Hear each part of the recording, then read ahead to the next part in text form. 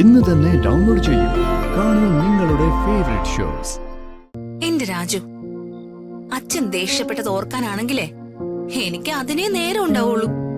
വിഷമിക്കാനേ സമയം ഉണ്ടാവൂ. എന്റെ ഋതു, മറ്റാരെന്നോട് ദേഷ്യപ്പെട്ടാലും എനിക്ക് പ്രശ്നമില്ല. പക്ഷെ സാറ് ദേഷ്യപ്പെട്ടപ്പോ എനിക്ക് സഹിക്കാൻ പറ്റില്ല. അത് രാജുവേ, അച്ഛന്റെ വഴക്ക് ആദ്യമായിട്ട് കേൾക്കുന്നുണ്ട്. ഇനി പതുക്കെ പതുക്കെ രാജുനത് ശീലാവും. അച്ഛന്റെ ദേഷ്യത്തിന്റെ കാരണം രാജുന് അറിയില്ലേ?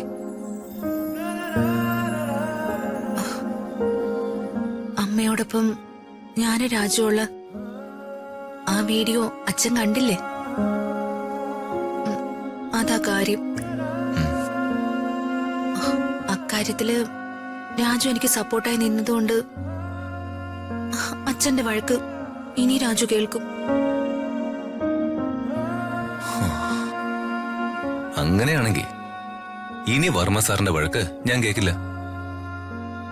എത്രയും വേഗം അമ്മയും അച്ഛനും തമ്മിലുള്ള തെറ്റിദ്ധാരണയും വഴക്കും ഞാൻ തീർക്കും. പക്ഷേ അതത്ര ചെറിയ കാര്യമൊന്നുമല്ല. എത്ര വലിയ കാര്യമാണെങ്കിലും ഞാൻ അത് സോൾവ് ചെയ്തിരിക്കും.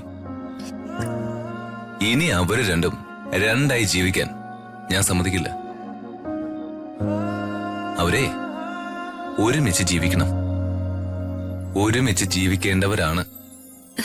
രാജു എനിക്ക് തരുന്ന ഏറ്റവും വലിയ ഗിഫ്റ്റ് അതായിരിക്കും.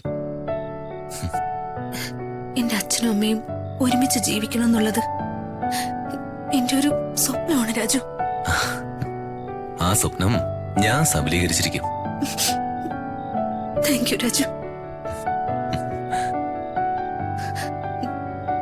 കഴിഞ്ഞ ചില ദിവസങ്ങള് നമുക്ക് കണ്ണീരിന്റെ ദിവസങ്ങളായിരുന്നു അല്ലേ രാജു? നമ്മൾ എത്രമാത്രം വിഷമിച്ചു.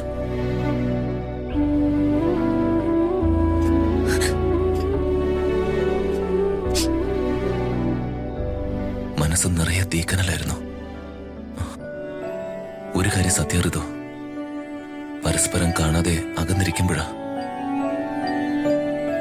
നമ്മൾ തമ്മിലുള്ള സ്നേഹത്തിന്റെ ആഴം നമ്മൾ അളക്കുന്നത്, അല്ലേ? അതെ,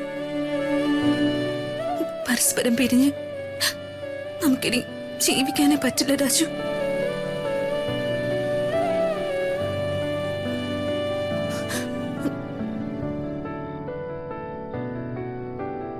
രാജു,